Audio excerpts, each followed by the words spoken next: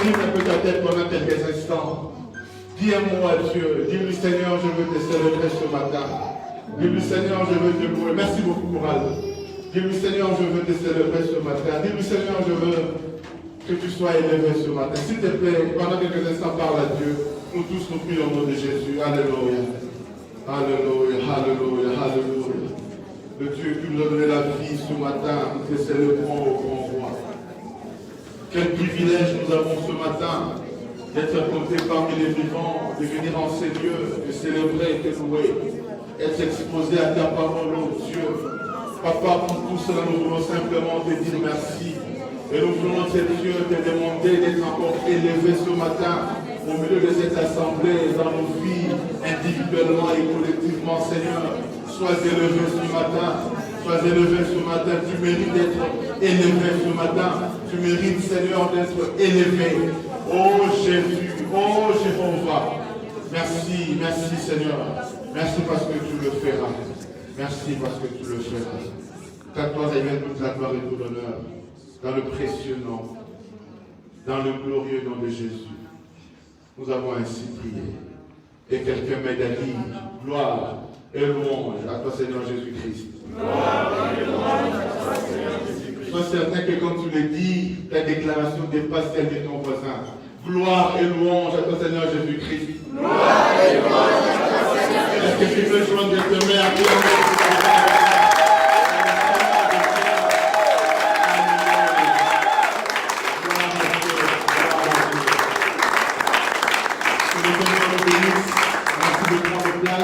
Quelques instants. Que le Seigneur soit loué. Je dis bonjour à tous. Bonjour. Que le Seigneur te bénisse, toi qui es là ce matin.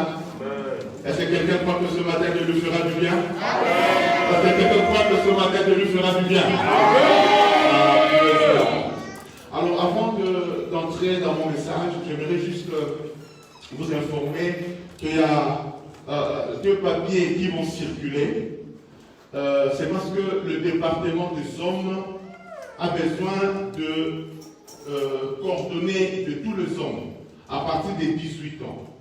C'est-à-dire si tu as 18 ans et plus, s'il te plaît, inscris ton nom, prénom, numéro de téléphone et possiblement ton email.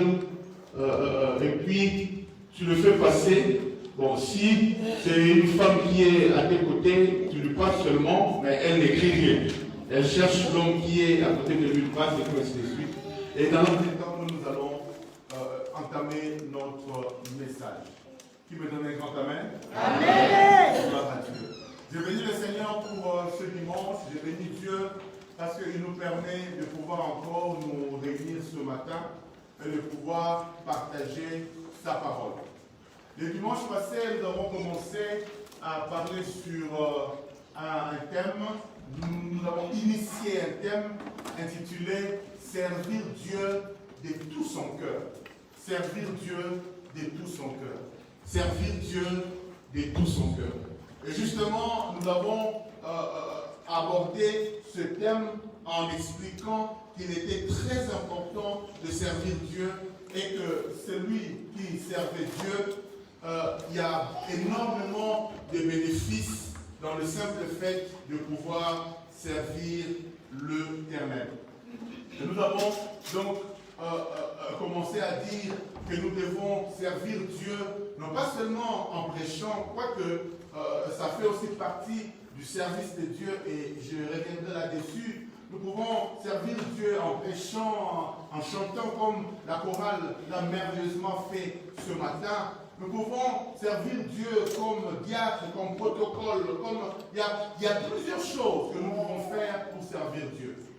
Mais j'ai voulu commencer cet enseignement en nous parlant sur l'offrande. Parce que nous pouvons aussi servir Dieu avec notre offrande. Et nous avons vu, quand nous avons lu notre texte de base, que j'aimerais d'ailleurs que nous puissions encore lire ce matin avant que je ne puisse aller plus loin.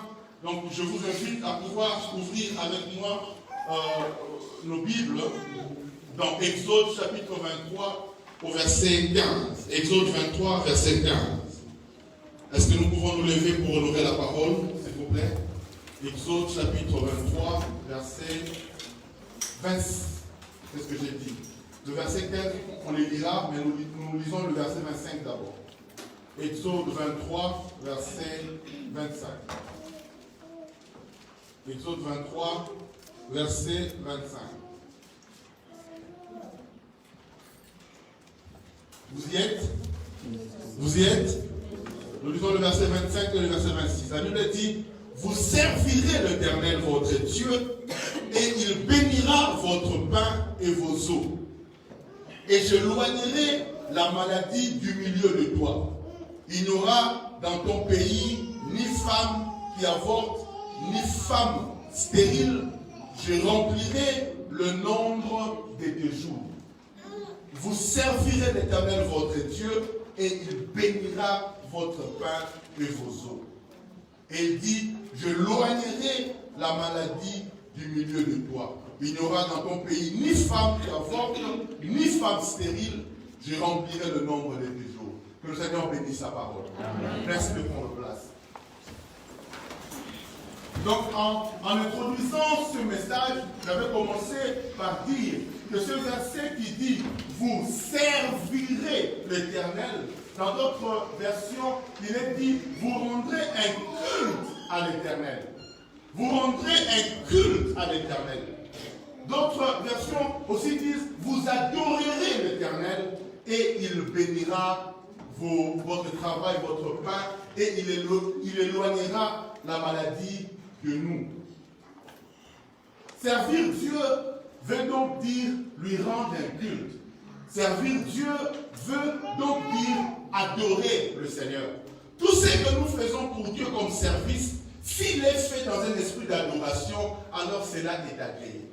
Cela est le service que Dieu attend de nous. Généralement, quand nous nous prions, nous disons Seigneur, bénis-moi et je ferai. Seigneur, si tu me bénis, je ferai. C'est aussi une forme de prière. Mais ce n'est pas vraiment correct. Parce que la Bible dit, vous commencerez d'abord par servir. Et lui, il bénira. Donc avant de dire à Dieu, bénis-moi et je ferai, commence d'abord par faire. Et le Seigneur te bénira. Qui a compris ce matin? Commence d'abord par faire. Et toute la question, nous nous disons, mais par où je vais commencer?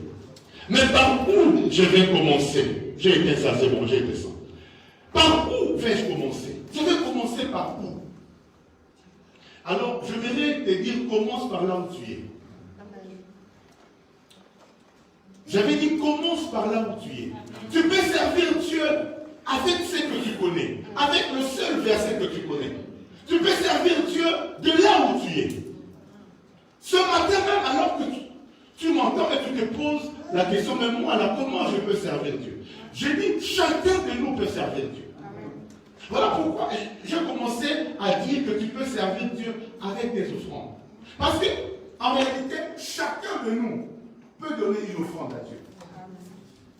On a même le dérange. J'avais dit, chacun de nous peut donner une offrande à Dieu. Et du reste, dans le texte que nous avons lu, si nous montons un peu dans le verset 15, où j'avais fait un affiche tout à l'heure, au verset 15, la Bible dit ceci. Exode 23, verset 15. La Bible dit, tu observeras la fête de pain sans levain pendant 7 jours au temps fixé dans le mois des épis. Tu mangeras de pain sans levain comme je t'en ai donné l'ordre, car c'est dans ce mois que tu es sorti d'Égypte. Écoutez maintenant la fin de ce verset. La Bible dit, et l'on ne se présentera point à vide devant ma face. Et l'on ne se présentera pas à vide. C'est-à-dire qu'on ne se présentera pas devant Dieu sans quelque chose. À chaque fois que nous nous présentons devant Dieu, à chaque fois que nous venons rendre un culte à Dieu, Dieu nous dit, il faut que nous ayons quelque chose. Il faut que nous ayons une offrande. C'est une obligation. Dieu exige à ce qu'à chaque fois que nous venons dans sa présence, que nous puissions avoir une offrande à donner à Dieu. Toute la question maintenant, c'est de se dire, mais oh, quelle est donc l'offrande que moi je peux donner à Dieu? C'est là le problème. Parce que quand je parle d'offrande, chacun commence à se donner une unité de mesure. Yaya, Dieu n'a pas besoin de tes milliards.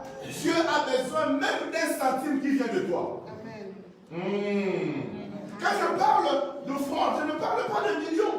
Chacun de nous, tel que nous sommes là, si du lundi jusqu'à dimanche, tu es conscient que je vais aller me présenter devant la face de Dieu, tu dois te préparer. Tu dois préparer quelque chose à apporter à la maison de Dieu.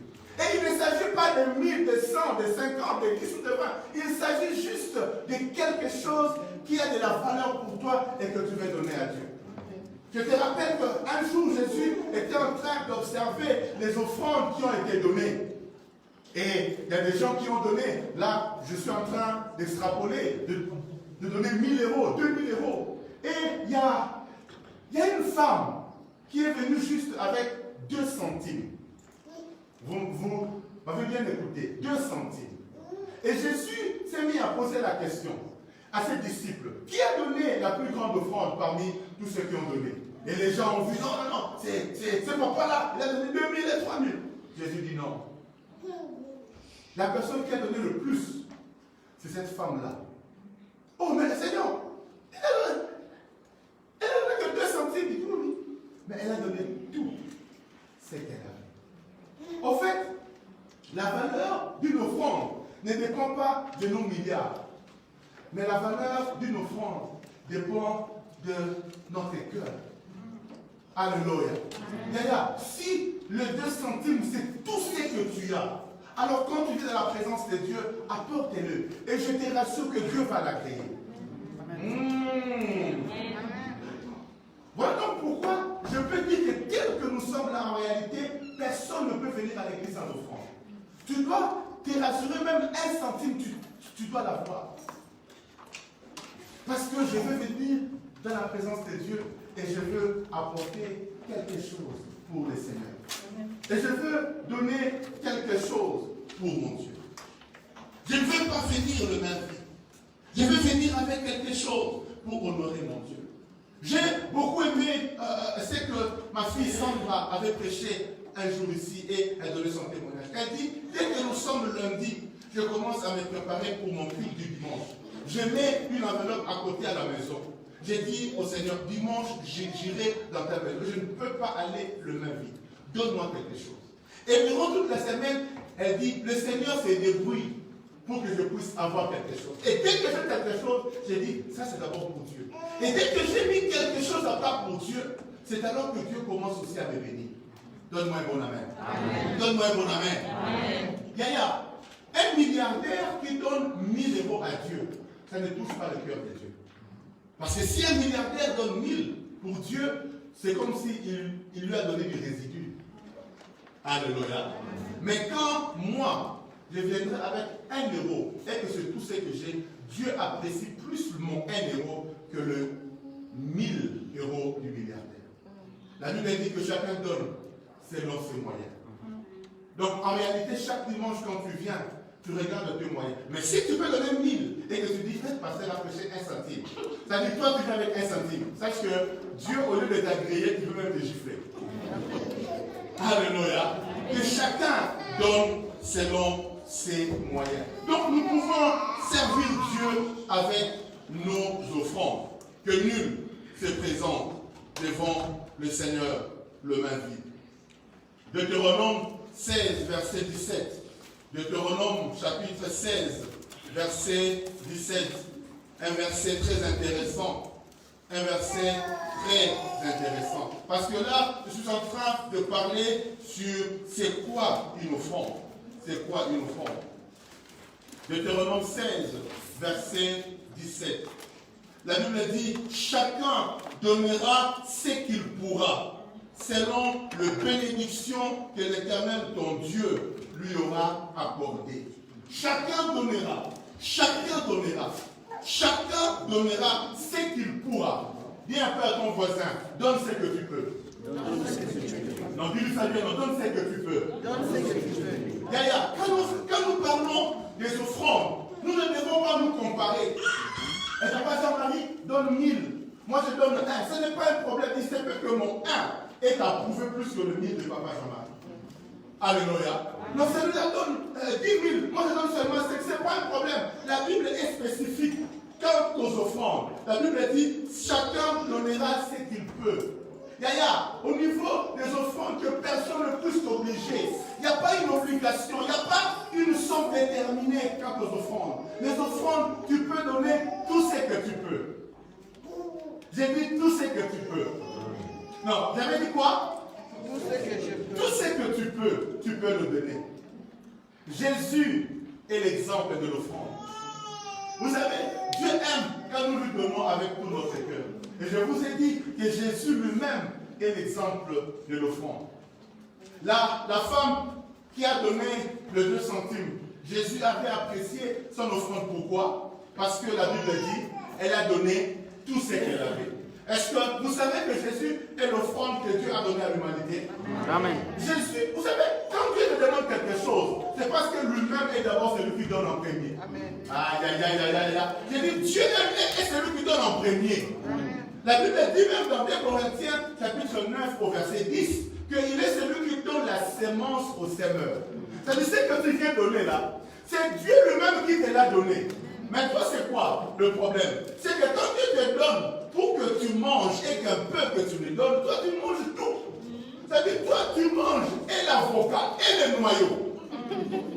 Même la peau, tu ramasses. Non. Dans tout ce que nous obtenons, il y a certaines choses qui nous sont destinées, mais il y a d'autres choses qui sont destinées à Dieu, à retourner à Dieu.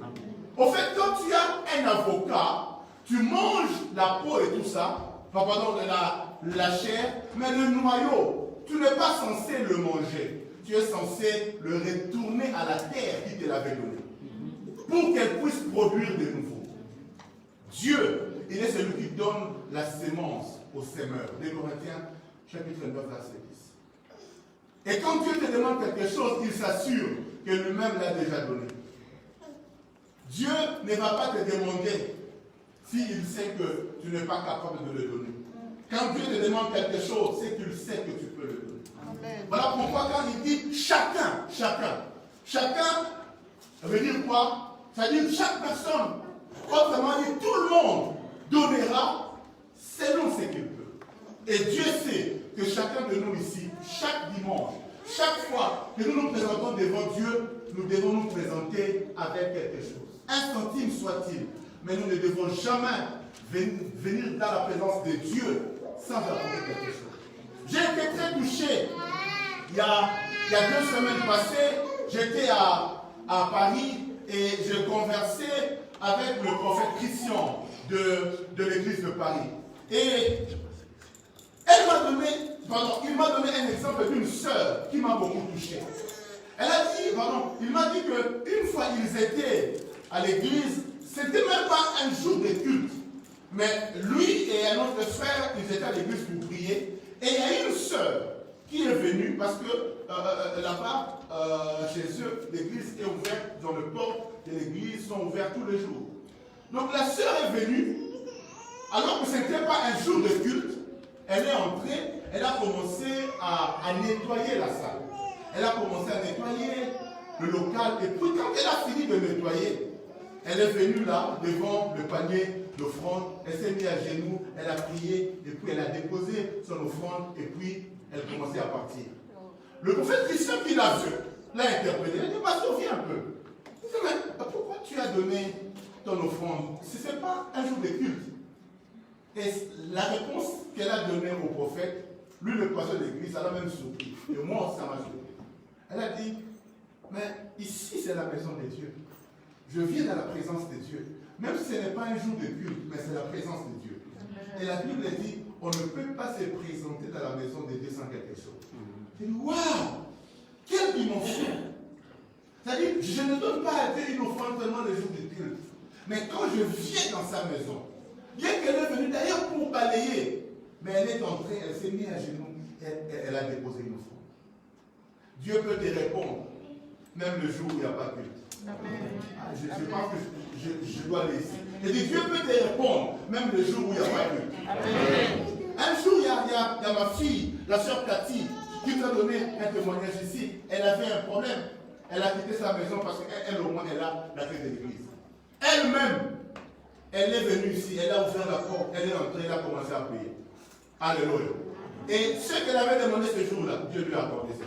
Mais ce n'était pas un jour du culte. Personne n'était là. Seulement elle et Dieu. Alléluia. Et à chaque fois, et cette culture-là, quand tu es dans la présence de Dieu, de savoir que je dois toujours apporter quelque chose. Et je le répète ici, c'est quelque chose-là. Il n'y a pas un montant qui est fixé, Yaya. Ne te mets pas de barrière. Donne ce que tu peux. Mais certainement, tu peux donner quelque chose.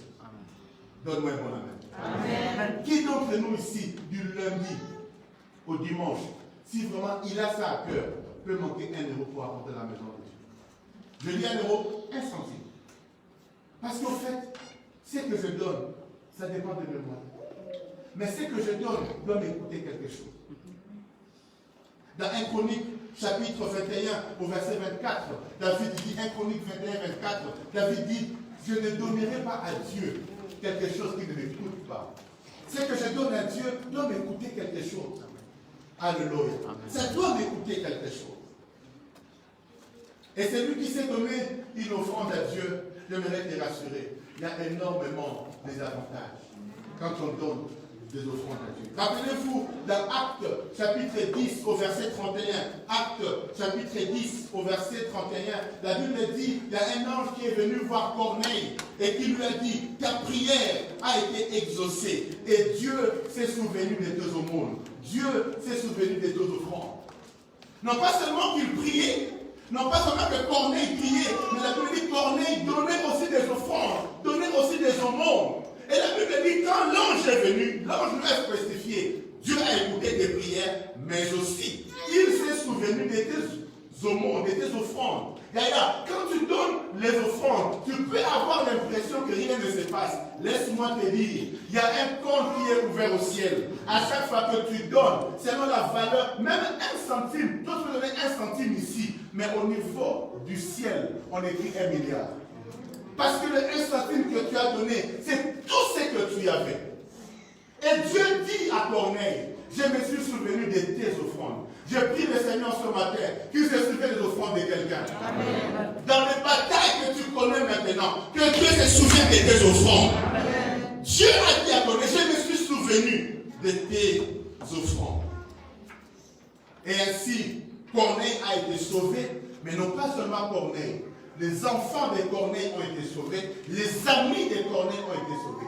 Tout ça à cause de quoi? À cause des offrandes des noms. Je vais dire à quelqu'un ceci, tes offrandes peuvent sauver même ta famille. Amen. Je pense que je dois bien insister ici. Je dis, tes offrandes peuvent même sauver tes enfants. Amen. À cause de tes offrandes. Rappelez-vous d'Ézéchias. Ézéchias, dans Ésaïe 38, du 1er verset jusqu'au 4e verset. La Bible dit, Ézéchias, Dieu vient lui dire que tu vas mourir, prépare-toi. Ézéchias se tourne vers Dieu. Il lui dit, Seigneur, souviens-toi que je marchais devant toi avec une crainte. Souviens-toi de mes œuvres. Et la Bible déclare, Dieu a regardé. Non, Ézéchias a fait de bonnes choses. Et il dit au prophète, rentre, dis-lui, je donne encore 15 ans. Yaya, les offrandes que nous apportons à Dieu, si nous l'apportons de tout notre cœur, j'aimerais te rassurer que ça parlera en notre faveur. Quand nous avons des problèmes, nous pouvons dire à Dieu, ce n'est pas un péché. Ézéchias l'a fait. Tu peux dire à Dieu, Seigneur, souviens-toi de mes offrandes. Souviens-toi de mes sacrifices. Et laisse-moi te dire que Dieu n'est débiteur de personne. Parfois, quand tu donnes, tu as l'impression que Dieu ne te redonne rien. Mais laisse-moi te dire, au bon moment, quand tu auras vraiment le plus besoin de Dieu, quand tu seras dans une situation où le médecin ne peut rien faire, où l'avocat ne peut rien faire, laisse-moi te dire, c'est à ce moment-là que tu verras que tes offrandes payent. Parce que Dieu se souviendra de cela. Et que dire du centenier dans Luc chapitre 7? Luc chapitre 7, du 4e au 5e verset, il y a un centenier romain qui avait son serviteur qui était malade. Et il est venu voir Jésus pour lui demander de pouvoir guérir son serviteur. Écoutez, lui il a fini de parler, mais ce sont les prêtres juifs qui connaissent la loi et qui ont commencé à dire à Jésus, Jésus, s'il te plaît, tu peux laisser tous les autres hommes, mais lui là, tu dois lui donner ce qu'il te demande. Il mérite cela. Écoutez, nous là, tout ce que nous avons, nous ne méritons pas. C'est par la grâce que nous l'avons. Mais pour cet homme-là, les prêtres juifs ont commencé à dire à Jésus, Jésus, il mérite cela. Pourquoi? Parce que c'est lui qui a construit pour nous ce temple. Vous voyez, ce temple-là, c'est lui qui a construit. Vous voyez ces chaises-là, c'est lui qui a acheté. Vous voyez ça là, c'est lui qui a fait ça. Et la Bible dit, Jésus a parlé pour ce malade-là. Et le malade a été guéri. En fait, le centenaire a obtenu son miracle à cause de ce qu'il a fait. Parce que vous vous rappellerez que le centenaire n'était pas juif. Or, un jour, il y a une femme qui est venue voir Jésus pour lui demander de guérir son enfant. Jésus lui a dit non. Parce que je suis venu d'abord pour le juif, pas pour le païen. Le païen, c'est après. Mais pour l'instant, c'est d'abord pour le juif. Mais pour ce centenaire-là, Jésus ne lui a même pas refusé cela. À cause de quoi? À cause de ses offrandes. Et que dira-t-on de Tabitha, appelée aussi Dorcas? La Bible dit, Tabitha, elle était morte. Pas évanouie, morte. Et l'église s'est empressée d'aller appeler l'apôtre Pierre. Et quand l'apôtre Pierre venait, la Bible dit, les veuves sont sorties avec leurs vêtements, sont sorties avec leurs sacs, sont sorties avec les choses. Et ils disaient à Pierre, cette femme-là, si je m'habille, c'est elle qui m'a acheté ça. Si je m'habille, c'est elle qui a fait ça. C'est-à-dire, elles ont commencé à montrer les œuvres de Tabitha. Et la Bible dit, Pierre est entré, elle a prié pour Tabitha. Et Dieu a vu les œuvres et a écouté la prière. Tabitha a été ressuscitée. Je prie Dieu que tout ce qui est mort en toi ressuscite ce matin au nom de Jésus. J'ai dit tout ce qui est mort en toi, tout ce que le diable a tué, ce matin que cela ressuscite au nom de Jésus. Tes offrandes peuvent ressusciter tes affaires. Tes offrandes peuvent ressusciter ta santé. Tes offrandes. Vous savez, le diable a cherché à manipuler l'église. Aujourd'hui, dès qu'on parle des offrandes, de l'argent, tout le monde commence à être mal à l'aise. Ça, c'est l'œuvre du diable. Et je vous ai dit que je vais enseigner ces choses sans pour autant faire un appel de fonds. Parce que je voudrais que tu comprennes pourquoi tu fais ce que tu fais. Donc, sois à l'aise. Je ne veux pas faire un appel de fonds. Mais je voudrais que tu comprennes pourquoi tu dois faire ce que tu dois faire. Qui me donne un bon amen. Amen. Il y a des énormes avantages quand nous donnons nos offrandes. Mais laissez-moi aussi dire que toute offrande n'est pas agréée par Dieu. Dis à ton voisin, toute offrande n'est pas agréée par Dieu. Tu vois, quand tu le regardes, même sous le masque, il est fâché. Quand on parle à notre voisin, tu dis à notre voisin, toute offrande n'est pas agréée par Dieu. L'attitude que nous devons avoir quand nous donnons notre offrande pour que notre offrande soit agréée. La première attitude, je l'ai dit tout à l'heure, il faut que l'offrande nous coûte quelque chose. Si je n'ai rien et que je n'ai que 1 centime et que le 1 centime là c'est tout ce que j'ai, Dieu agrée cela. Mais si j'ai 1 milliard d'euros et que je viens avec 1 euro, un ange peut les gifler. Ça c'est la première attitude. La deuxième attitude, c'est dans Exode, chapitre 35, 4 à 5. Exode, chapitre 35, 4 à 5. La Bible dit, tout homme dont le cœur est bien disposé apportera une offrande pour l'Éternel.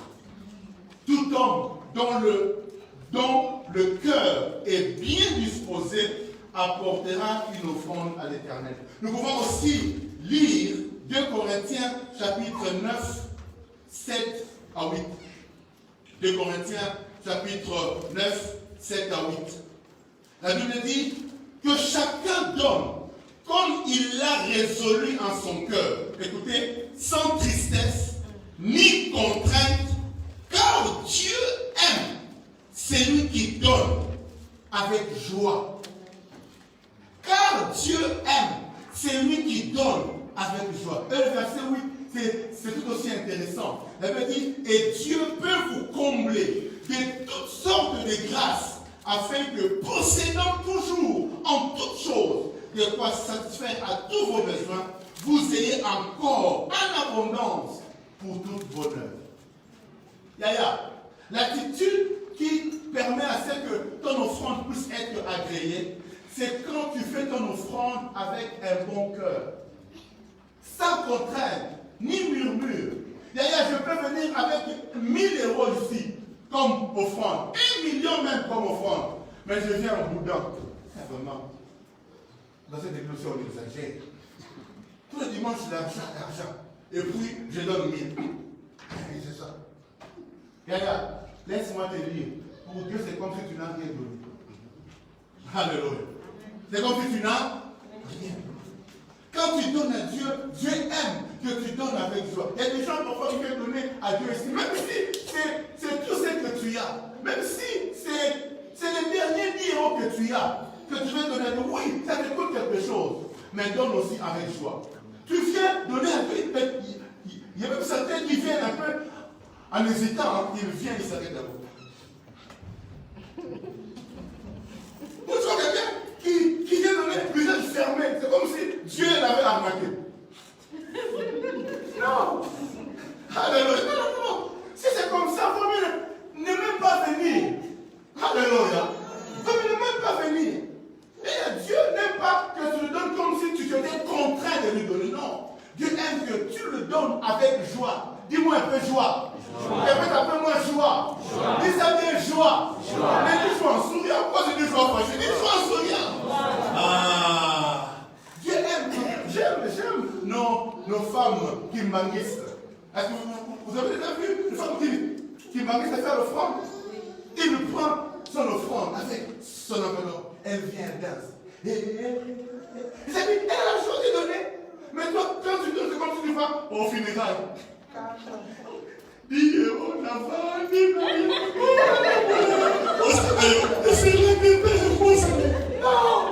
tu ne vas pas donner avec comme si tu pleurais. Oh, mais Dieu, vraiment, tu ne vas pas l'enterrement. D'ailleurs, j'aimerais te rappeler que tout ce qui sort de ta pose ne sort pas de ta vie. Tout ce qui sort de ton porte-monnaie ne sort pas de ta vie. Ça finira par revenir. Dieu aime que tu donnes avec joie. Que toute personne qui donne avec une bonne attitude. Ce n'est pas qu'on t'a contraint à le faire. Je vous ai dit ici que Jésus était l'exemple même de l'offrande. Vous savez que Jésus, c'était le Fils unique de Dieu, n'est-ce pas? Que Jésus lui-même aussi est Dieu. D'ailleurs, Jésus, le Père lui a demandé, est-ce que tu peux aller mourir? Il dit, oui Seigneur, je peux aller mourir. Et j'aime ce qu'il dit dans Jean chapitre 10 au verset 18. Dans Jean chapitre 10 au verset 18, la Bible dit, Jésus parle, il dit, personne ne me ôte la vie, mais je la donne de moi-même. Ah, comment c'est ça? Personne ne me ôte la vie. Jésus dit, oui, Dieu a tant aimé le monde qu'il a donné son Fils unique, afin que quiconque croit en lui ne périsse point, mais qu'il ait la vie. Je vous ai dit le dimanche passé que l'offrande c'était une démonstration d'amour que nous avons pour Dieu. Quand quelqu'un aime, il donne. Quelqu'un peut donner sans aimer, mais quelqu'un ne peut pas aimer sans donner. Si quelqu'un te dit qu'il t'aime, mais ne donne rien,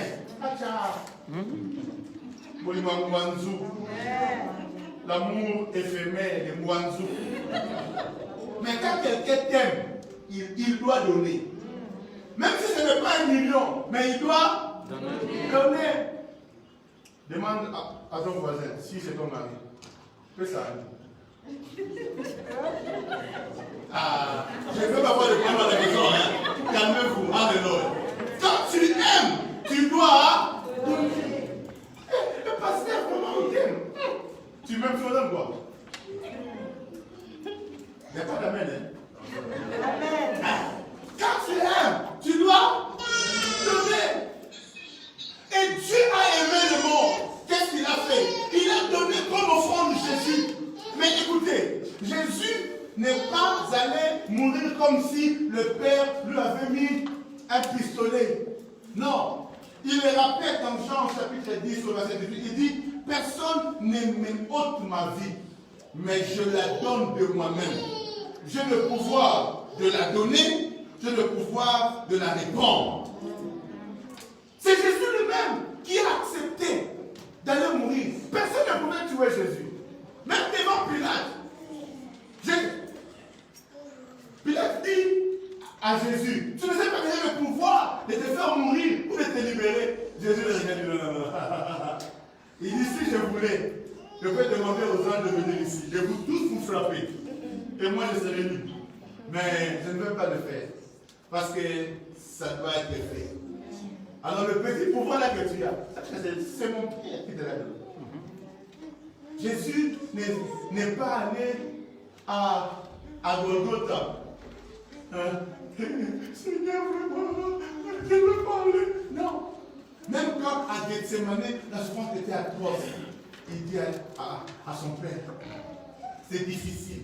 Si tu peux ôter cela de moi, ça serait bien. Mais toutefois, pas ma volonté, mais que ta volonté se fasse. D'ailleurs, l'offrande que Dieu aime, c'est une offrande qui est faite avec un bon cœur, avec un cœur bien disposé. Quand tu donnes à Dieu, tu ne dois pas te lamenter, tu ne dois pas pleurer, tu ne dois pas montrer à toute l'église que c'est toi qui es triste. Tu viens donner à Dieu avec ton offrande de joie. Oh, Seigneur. Non, tu dois donner avec joie. Quand tu donnes avec sourire, tu souris. Parce qu'au fait, c'est que tu ne sais pas. C'est que tu sèmes, tu finiras toujours par récolter cela. Ton amène me diront. Je dis c'est que tu sèmes, tu finiras toujours par récolter cela. La Bible dit dans Philippiens, chapitre 2, au verset 9, Philippiens 2, verset 9, Philippiens 2, verset 9, Philippiens 2, verset 9, la Bible dit Christ, ne regardant pas à son égalité avec Dieu, il a accepté de se dépouiller, de souffrir pour l'humanité. Écoutez maintenant. La Bible dit, c'est pourquoi. Elle m'a dit, c'est pourquoi. C'est pourquoi. Vous savez, non, c'est pourquoi. C'est pourquoi Dieu a aussi souverainement élevé. Il a accepté de se dépouiller, de se donner. C'est pour. Il y a une conséquence. J'aimerais te dire ceci. À chaque fois que tu donnes avec joie, librement ça contre. Voilà pourquoi je vous ai parlé le dimanche passé d'Abraham. Dieu demande à Abraham Isaac. Mais il laisse à Abraham 3 jours de marche. C'est-à-dire 3 jours pour qu'il se décide. J'irai ou j'irai pas. Yaya, chaque fois que quelqu'un viendra ici, vous forcez à donner une offrande. C'est que cela ne vient pas de Dieu. Et je t'autorise à ne pas donner. Parce qu'on ne doit pas te forcer à donner une offrande. Non, non. Ça doit venir de ton cœur. Oui, on peut faire un appel. Mais pour venir, il faut venir parce que tu es convaincu. Non pas parce qu'on t'a forcé. Non. Non. Il faut que tu le fasses avec ton cœur. Abraham avait 3 jours pour réfléchir. Abraham pouvait le premier jour dire non, non, non, Seigneur, non, non, c'est trop fort. Je ne vais pas le faire. Mais Abraham a accepté de le faire. 3 jours de réfléchir. Dieu aime quand nous devons donner que nous le fassions avec joie. Parce que c'est que nous s'aimons, nous finissons par le retrouver. Jésus a sémé sa vie, il s'est dépouillé. Et la Bible dit c'est pourquoi. Pour quelle raison Dieu pourrait dire sur ta vie, c'est pourquoi les mots je dois le bénir. C'est pourquoi l'ange je dois la bénir. C'est pourquoi. Quelle est la raison? Est-ce que tu peux donner une raison pour dire c'est pourquoi? Quand Dieu regarde tout ce que tu fais, il dit non, non, non, c'est pourquoi. Laisse-moi aussi te dire ceci. Ne pas donner les offrandes, c'est s'exposer aussi à des malédictions. Celui qui ne donne pas les offrandes à Dieu s'expose aussi aux malédictions. Ce n'est pas moi qui le dis, c'est la Bible qui le dit. Ouvre avec moi Deutéronome chapitre 28. Deutéronome chapitre 28. Deutéronome chapitre 28. 47 à 50. Deutéronome chapitre 28, 47 à 50. La Bible dit, pour n'avoir pas, au milieu de l'abondance de toutes choses, servi l'Éternel ton Dieu avec joie et de bon cœur, tu serviras au milieu de la faim, de la soif, de la nudité et de la disette de toutes choses. Tes ennemis que l'Éternel enverra contre toi, il mettra un joug de fer sur ton cou, jusqu'à ce qu'il t'ait détruit. L'Éternel fera partir de loin des extrémités de la terre une nation qui fondra sur toi d'un vol d'aigle, une nation dont tu n'entendras point la langue. une nation au visage farouche et qui n'aura ni respect pour le vieillard, ni pitié pour l'enfant. Dieu est en train de parler à Israël, à son peuple donc. Et Dieu lui dit ceci. Dieu lui dit, toi là, comme tu n'as pas voulu me servir, quand tu étais dans l'abondance, maintenant, je vais ravir l'abondance. Et je vais t'envoyer la faim, la disette. Les ennemis vont te menacer. Tu vivras dans beaucoup de problèmes. Mais c'est quoi? C'est pourquoi? C'est quoi la cause? Parce que quand Dieu t'a donné l'abondance, tu n'as pas voulu le servir de bon cœur et avec joie. Vous savez, quand Dieu te bénit, il s'attend aussi que tu le serves avec l'abondance que tu as. Et si Dieu constate que malgré toutes les bénédictions qu'il t'a données, que tu ne veux pas le servir, Dieu dit, si ce n'est pas moi, c'est Dieu qui le dit. Il dit, tu verras. Non, là, ça. Je vais te faire voir. Ça, c'est Dieu qui le dit. Yaya, quand Dieu te donne quelque chose, n'hésite pas à le servir avec ce que tu as. Quand Dieu t'a donné une belle voix, n'hésite pas à le servir en chantant pour Dieu. Quand Dieu te donne des talents, tu as des talents, mets-les à disposition de Dieu. Parce que si tu ne le mets pas, Dieu est capable de ravir ces talents-là. Alléluia. Je rappelle que si les enfants dérangent, il y a des locaux prévus pour ça. De passer juste pour un instant, et puis vous pourrez revenir, le temps de le calmer. Je disais, si au milieu de l'abondance, Dieu dit, si tu ne me sers pas, Yaya, quand Dieu te bénit, la bénédiction a pour but de bénir aussi les autres. Hey. J'ai dit, nous sommes bénis pour être une bénédiction. Dis un peu à ton voisin, répète ça après moi. Je suis béni pour être une bénédiction. Même Dieu dit à Abraham, je te bénirai et je ferai de toi quoi? Une source de bénédiction. D'ailleurs, si tu arrêtes d'être une source de bénédiction, alors Dieu aussi arrête de te bénir. Amen. Si tu arrêtes d'être une source de bénédiction, pourquoi donc Dieu te bénira? Pourquoi Dieu veut te donner ce qu'il te donne? Il te donne pour que toi tu vives, mais aussi pour qu'au travers de toi les autres vivent. Amen. Mais si tu te dis non, tout c'est pour moi, Dieu dit ah bon? Donc tout c'est pour toi. Bon. Ok, Dieu ferme les robinets. Amen. Je prie ce matin que le robinet pour toi ne soit pas fermé. Amen. Voilà pourquoi, au milieu de l'abondance que tu as, apprends à servir Dieu. Commence à servir Dieu avec ce que tu as. Commence à démontrer à Dieu que tu veux le servir. Avec ce que tu as. Avec les talents que tu as. Commence là où tu es. Et je crois de tout mon cœur que Dieu le bénisse. Amen. Que Dieu te bénisse. Amen. Tu peux acclamer si tu le veux.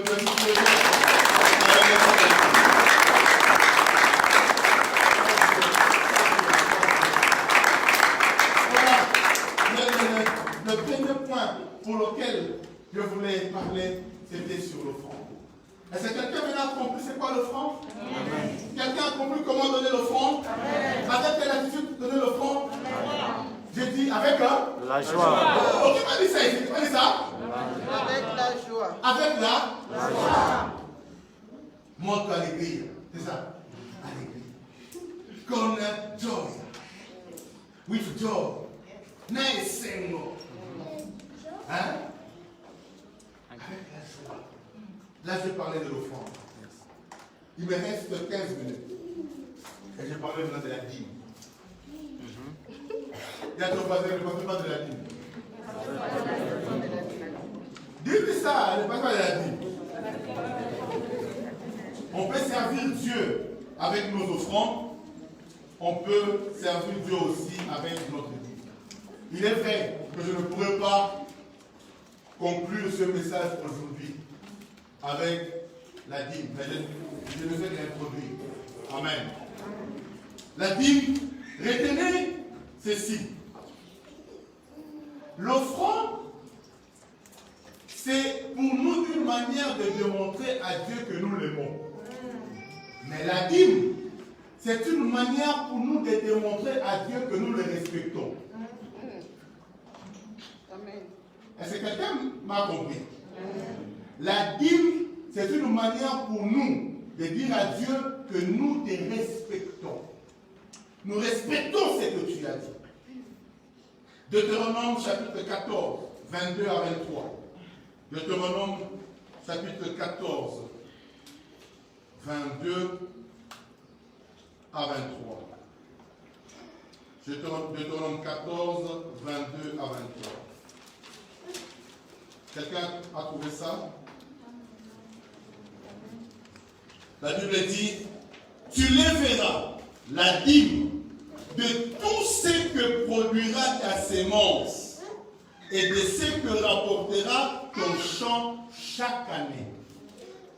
Et tu mangeras devant l'Éternel ton Dieu dans les lieux qu'il choisira pour y faire résider son nom. La dîme de ton blé, de ton mou, de ton huile et le premier-né de ton gros et de ton menu bétail, afin que tu apprennes à craindre toujours l'Éternel ton Dieu. Qui me donne un bon amen? Amen. Qui me donne un bon amen?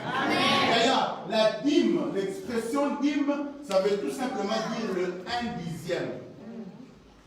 Le 1/10.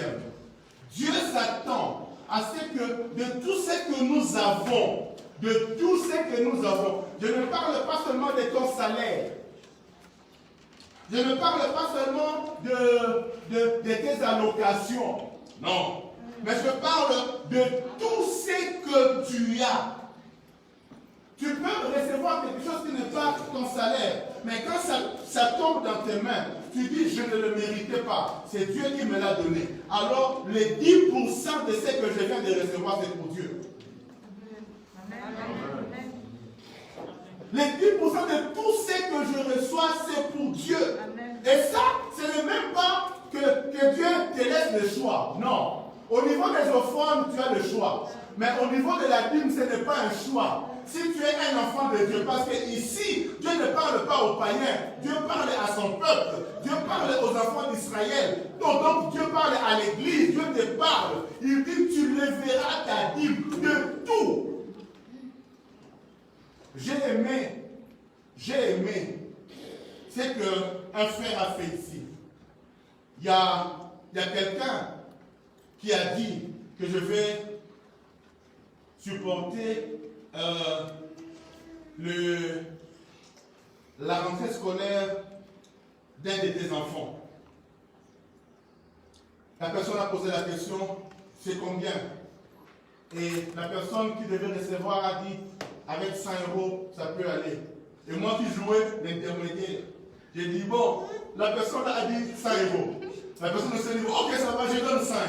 Et quand je suis venu remettre les 100 € à la personne, il dit, hé, papa, s'il te plaît, la première des choses, dans les 100 € là, j'enlève d'abord 10 €. Je donne ça. Ça, c'est la dîme. Il y a des gens qui ont compris. Amen. Alléluia. Il y a des gens qui ont compris. De tout ce que tu reçois, il ne faut pas seulement dire, hey, moi je donne la dîme de mon salaire. Ok. Et après, tout ce que tu reçois là, tu penses que tout tu dois manger? Non. La dîme, c'est par rapport à tous les revenus que nous avons. Vous savez, quand Dieu te demande 10%, pour toi c'est trop. Mais Dieu lui-même qui est l'exemple parfait, Dieu n'a pas donné la dîme de 10%. Dieu a donné la dîme de 100%. Parce que la Bible dit qu'il n'avait qu'un seul fils. Quand tu as un c'est quoi? Ça représente quoi? Le 100%. Alléluia. Et la Bible dit Dieu a tant aimé le monde qu'il a donné son fils. Si, quand j'ai deux fils et que j'en donne un, je donne 50%. Mais Jésus n'avait qu'un seul fils. Jésus est la dîme par excellence. Parce que Dieu n'a pas donné au monde le 10%. Mais Dieu a donné au monde le 100%. Mais à toi, il ne te demande pas le 100%. Dieu demande que le 10%. Et laisse-moi te dire ceci. Quand tu donnes ta dîme, c'est l'autorisation ou le pouvoir que tu donnes à Dieu de te protéger. Parce que la dîme vient servir de barrière. Il y a beaucoup de gens ici qui travaillent, qui reçoivent de l'argent. Mais tu ne comprends pas que tu reçois l'argent, mais qu'est-ce qui arrive dans ta vie? Rien. Parfois même, tu peux t'asseoir et on va faire un bilan. Mais ça fait 10 ans, 15 ans que je travaille. Mais qu'est-ce que je fais? Rien. Tu peux commencer une affaire. L'affaire, ça, pouf, ça tombe. Mais tu te poses la question, mais qu'est-ce qui se passe? Parce qu'il y a ce qu'on appelle le dévoreur. Il y a ce qu'on appelle le destructeur. C'est ce que Malachie nous dit. Malachie nous dit, venez avec les dîmes dans la maison de Dieu. Et vous verrez si pour vous, je n'éloignerai pas celui qui détruit. Yaya, tu dois être conscient. Ce n'est pas parce que tu es chrétien, mais laisse-moi te dire que le diable est là. Et il est là pour aussi détruire tes affaires. Il est là aussi pour détruire ton argent. Il y a des gens qui ont beaucoup d'argent, mais qui n'arrivent pas à faire des choses avec. Tu reçois l'argent, mais toi tu te demandes, mais ça va où? C'est parce qu'il y a un destructeur. Oui, tu iras au ciel. Tu iras au ciel, c'est vrai. Tu es sauvé. Mais sur la terre, tu souffriras. Parce que tu ne donnes pas à Dieu les mécanismes pour garantir ton argent. J'ai dit ici le mercredi, lors de l'enseignement, Dieu est incapable de faire certaines choses sur la terre si l'homme ne lui donne pas l'autorisation. Parce que je te rappelle que la terre est donnée au Fils des hommes.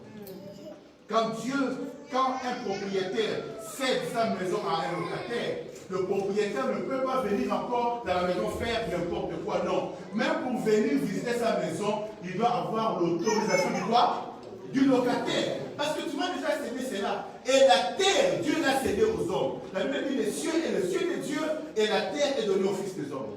C'est-à-dire pour que Dieu intervienne sur la terre, il a besoin que l'homme lui autorise cela. Et Dieu a mis le mécanisme. Pour être sauvé, pour avoir le salut, il y a un principe. Il faut que tu te répandes et que tu acceptes Jésus. Si tu ne le fais pas, je peux venir ici, mon frère m'a dit là, je t'impose la main. Sois sauvé, sois sauvé. Dieu, sauve-le.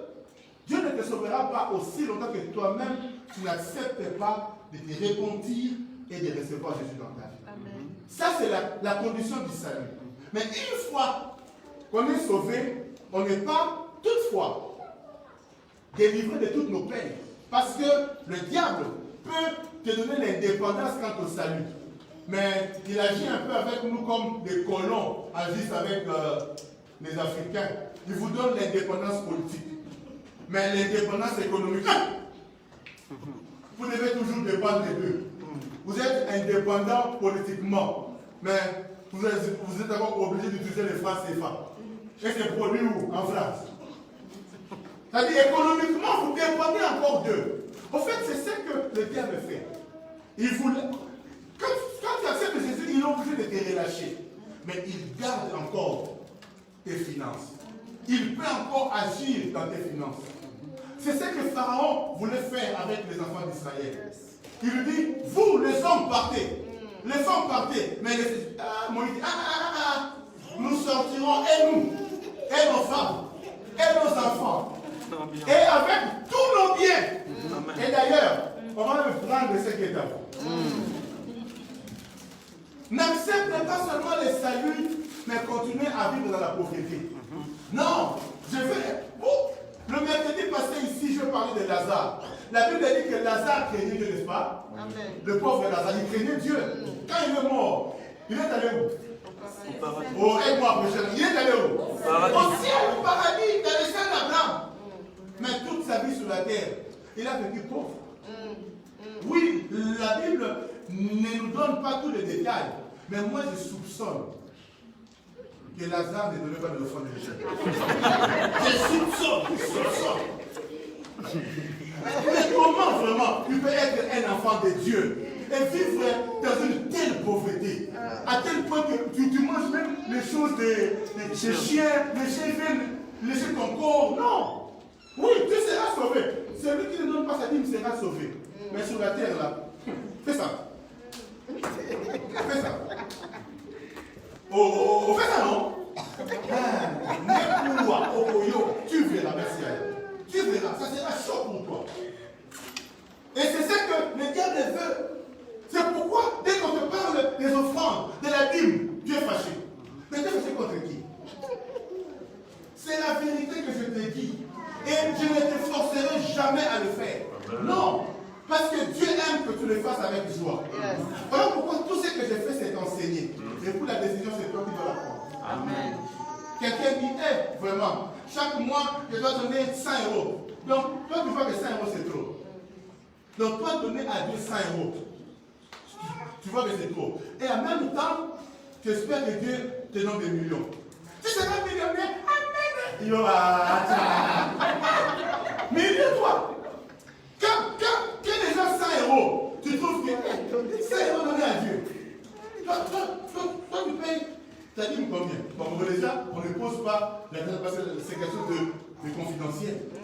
Mais toi, tu te dis, attends, toi, c'est beaucoup. Mais il y a des gens qui donnent des 500 euros de dîme. Et ils ne s'en plaignent pas. Qui connaît Rockefeller, le premier milliardaire américain? La première dîme qu'il a donnée, c'était de 7 $. Il avait reçu 70 $.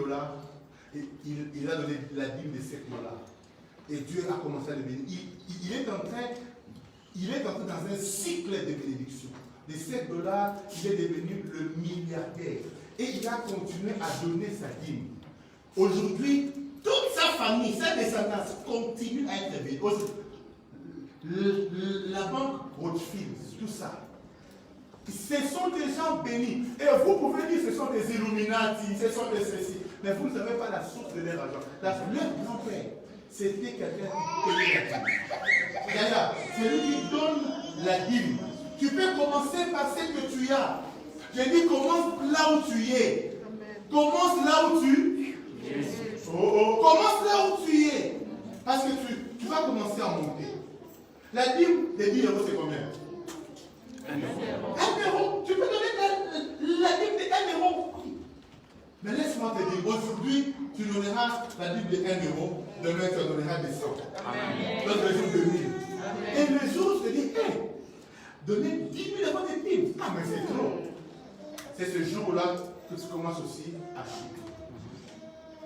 Commence à payer tes dîmes. Ne dis pas que c'est trop. C'est lui qui vous parle. Je le dis très modestement. Chaque mois, nous nous asseyons avec ma femme, nous calculons ce que nous avons et nous disons la dîme, nous la donnons à l'église. Chaque mois.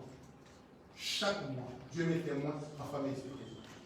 Chaque mois, nous versons notre dîme à l'église. Je ne te dis pas c'est combien. Mais tu peux imaginer. Je travaille, elle travaille. Il y a tout ça. Et même les allocations, tout ce que nous recevons, nous faisons diviser par 10 et nous serons en chose. Ça, c'est une décision que nous avons prise. Et nous avons vu comment est-ce que Dieu nous bénit aussi. Oui, c'est dur. Nous avons beaucoup de responsabilités. Mais nous savons que tout ce que nous avons, c'est Dieu d'abord qui nous l'a donné. Alors, la première dépense que nous faisons, c'est d'abord la dîme. Laisse-moi te dire ceci en parlant de la dîme. La dîme, ce n'est pas seulement les 10%, mais la dîme, c'est le premier des 10%. Ça veut dire quoi? Tu ne dois pas d'abord commencer par faire d'autres choses. Après, la dîme, je n'avais pas donné. Non. C'est-à-dire, dès que tu reçois, la première dépense à faire, c'est d'abord évacuer la dîme pour le Seigneur. Et j'ai vu des gens qui ont donné, et pour un moment, ils ont dit non, j'ai trop donné, j'arrête. Dès qu'ils arrêtent, parfois le travail qu'ils faisaient s'arrête aussi. Parce que ce que tu ne sais pas, c'est que quand tu donnes ta dîme, Dieu sécurise ton travail. Dieu sécurise. Il y a des gens qui ont eu l'opportunité, c'est donne-moi un travail. Dieu, ok, je vais essayer, il te donne un travail. Et là, tu n'as recevais rien. Subito, tout à coup, tu commences à recevoir 1000, 2000. Et tu dis, donnez sans fin. Et c'est à Dieu, c'est trop. Dieu dit, Mouni, Mouni. Ça dit qu'il n'avait rien ici. Je lui donne un travail pour lui permettre de payer la dîme. Et toi, tu dois payer la dîme, je ne paye pas. 200 €, donner la dîme, c'est trop. Mais Dieu sourit. Il dit, mais toi, je vais seulement tester. Et tu verras 3 mois, 4 mois après, tes travail, ça s'arrête. Seigneur, maman, si tu me bénis, je te donnerai la mouille. Toi là, tu attendras encore. Alléluia. Sécurise ton travail. Sécurise tes affaires. Sécurise ton argent. Que dirais-je? Sécurise même l'avenir de tes enfants. Paye ta dîme. Je disais quoi? Paye ta dîme. Aujourd'hui, je ne fais qu'introduire ce message à cause du temps. Mais je crois de tout mon cœur que le Seigneur te bénisse. Amen.